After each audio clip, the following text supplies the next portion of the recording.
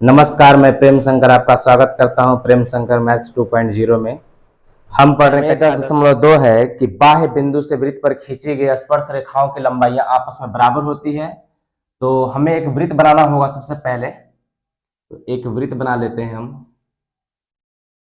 ये वृत्त हो गया और बाह्य बिंदु एक हम P ले लेते हैं यहाँ से कहीं, और यहाँ से एक स्पर्श रेखा हमारा P ये वाला A है, और एक यहाँ से स्पर्श रेखा हम ले लेते हैं, यहाँ से हमारा B हो गया।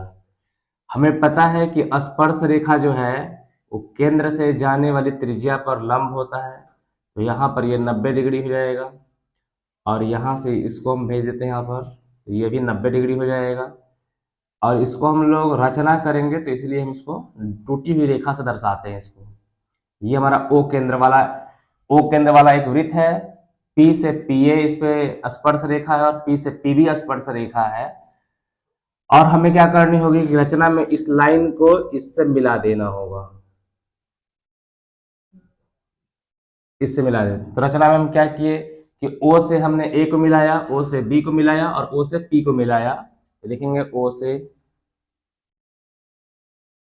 A, B तथा P को मिलाया।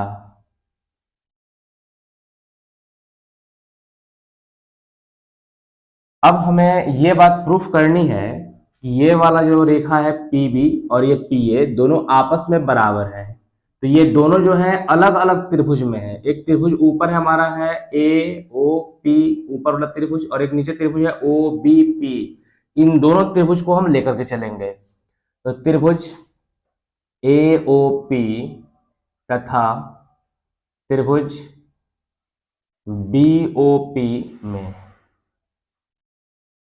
अब यहां पर देखते हैं कि हमारा ये वृत्त का केंद्र है और परिधि तक के बीच की दूरी को हम त्रिज्या कहते हैं। तो ये R, तो ये भी R होना चाहिए। तो हम लिखेंगे कि इसमें जो AO है हमारा OA है, इसमें OB के बराबर है। और ये बात वृत्त की त्रिज्या है, यहां पर लिख देंगे हम वृत्त की त्रिज्या। सबका कारण देना बहुत जरूरी है।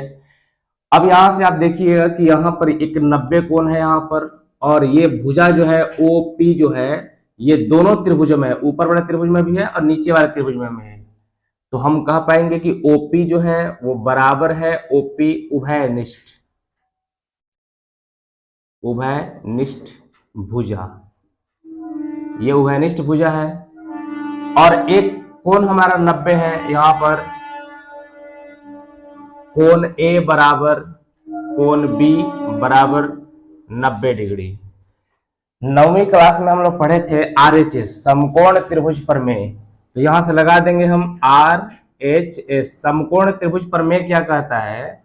जैसे अगर मान लीजिए समकोण त्रिभुज है और एक और समकोण त्रिभुज हम ले लेते हैं यहाँ पे, तो अगर ये 12 है और ये 5 है तो ये 13 होगा। तो अगर ये 12 है और ये 5 है और 13 है, अगर मान लीजिए ये भुजा नादीज है और ये 90-90 है, तो समकोण त्रिभुज के हिसाब से हम इसको निकाल पाएंगे भुजा को हम। तो इसका भुजा अगर 13 और 12 दिया हुआ है तो ऑटोमेटिक 5 आएगा।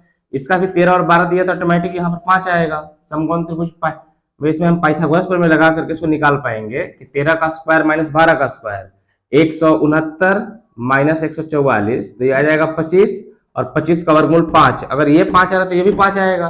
तो हम समकोण त्रिभुज प्रमेय एक ऐसा है कि अगर इसके कर्ण बराबर हो, देखिए 90 के सामने कर्ण दिया हुआ है, ये एक भुजा हमारा दोनों में कॉमन है, तो जाहिर सी बात है कि जो ये तीसरी जो भुजा होगी वो दोनों आपस में बराबर आएंगे। तो RHS इसमें होता है, RHS का मतलब होता है समकोण कर्ण और भुजा। इसको हम कह सकते हैं समकोण कर्ण और एक भुजा। इसका नाम है RHS का समकोण कर्ण भुजा सर्वांग समता नियम से।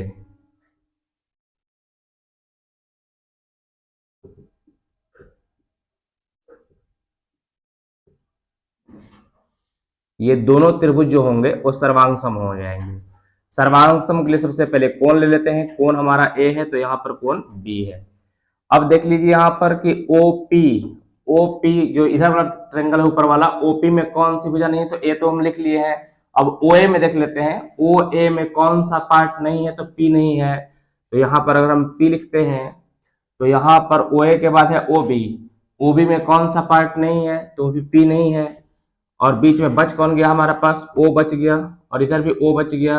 तो कहेंगे कि त्रिभुज ए ओ पी त्रिभुज बी ओ पी के सर्वांगसम है। और सर्वांगसम त्रिभुजों के सभी भाग संगत भागासम आपस में बराबर होते हैं, इसको हम सिप्पी के नाम से जानते हैं। समरूप सर्वांगसम त्रिभुजों के संगत भाग आपस में बराबर होते हैं, यानी कि दो भुजा तो हमारे पास पहले से बराबर था, ओ ए और ओ पी। देखिए ओ ए और ओ पी हमें पहले से बराबर था, तो बच क्या गया हमारे पास ए पी। यानी कि हम ये कह सकते हैं कि अगर हम ऐसे उठा रहे हैं ए पी बराबर, तो यहां से उठा लेंगे हम पी बी या बीपी, एक ही बात है। यानी कि एपी बराबर बीपी हम लिख लेते हैं, इसको बीपी ही लिख लेते हैं, बी बी। ये हमें साबित करना था कि पी ए बराबर पी बी, यानी कि ये जो दोनों भुजा है आपस में बराबर है। यहां तक हमको प्रूफ हो गया। ये क्वेश्चन इतना ही तक प्रूफ करना था, लेकिन हमें और भी निष्कर्ष निकालने हैं, तो इसी में हम देख लेते हैं कि सबसे पहला नंबर है कि ये दोनों जो स्पर्श रेखा हैं वो आपस में क्या होंगे, बराबर होंगे। तो लिखिए यहां से निष्कर्ष निकालते हैं कि अतः स्पर्श रेखाओं की लंबाइयां स्पर्श रेखाओं की लंबाइयां बराबर होती हैं। अगर स्पर्श रेखा एक बाहर बिंदु से स्पर्श रेखा खींचे तो उसकी लंबाई हमेशा क्या होंगी, बराबर होंगी। इसी भाग से हमें अभी और भी निष्कर्ष निकालनी है। ये तो भुजा हो गया तीनों में, अब हमें कोण भी लेकर चलना होगा। तो कोण ए ओ पी यहीं से उठा लेंगे नाम, कोण ए ओ पी बराबर हो जाएगा कोण बी ओ पी। अब आप देखिए यहां पर ए ओ पी ये वाला जो कोण है इधर वाले कोण के बराबर हो गया है। आगे नंबर 2, अगर हम P को बीच में ले आए तो कोण ए पी ओ बराबर हो जाएगा कोण बी पी ओ। यानी कि अगर इसको हम नाम दे दें, अगर ई एक तो ई भी एक हो जाएगा। अगर इसको हम नाम दे दें यहाँ पर ए पी ओ, अगर ये 2 नंबर है तो बी पी ओ ये भी 2 नंबर आपस में बराबर होंगे। तो ये जो कोण होता है आधा इधर वाला बराबर होता है, आधा इधर वाला दोनों बराबर होता है। यहां से हम निकाल पाए, और ये 90 तो खुद पहले से दिया ही हुआ है। अब हमें पता है कि चतुर्भुज के चारों कोणों का योग कितना होता है, 360 डिग्री होता है। तो इसमें चतुर्भुज बन रहा है, लिख पाएंगे यहाँ पे हम कि चतुर्भुज ए ओ बी पी में देखिए चतुर्भुज बन रहा है, एक भुजा, 2 भुजा, 3 भुजा और ये 4 भुजा। तो चतुर्भुज के चारों कोणों का योग कितना होता है, 360 होता है। तो लिख पाएंगे कोण ए प्लस कोण ए ओ बी प्लस कोण बी प्लस कोण पी बराबर 360। यहां से कोण ए लिए, ये हमारा कोण ये वाला लिए, तो ए ओ बी इसका नाम दिए। यहां से कोण बी है और ये वाला कोण पी है। कोण ए का मान 90 डिग्री है प्लस ए ओ बी प्लस कोण बी का मान भी 90 डिग्री है प्लस कोण पी बराबर 360। कोण ए ओ बी प्लस कोण पी 90 और 90 जोड़ देंगे तो 180 बराबर 360। कोण ए ओ बी प्लस कोण पी बराबर 360 माइनस 180। कोण ए ओ बी प्लस कोण पी बराबर 180 डिग्री।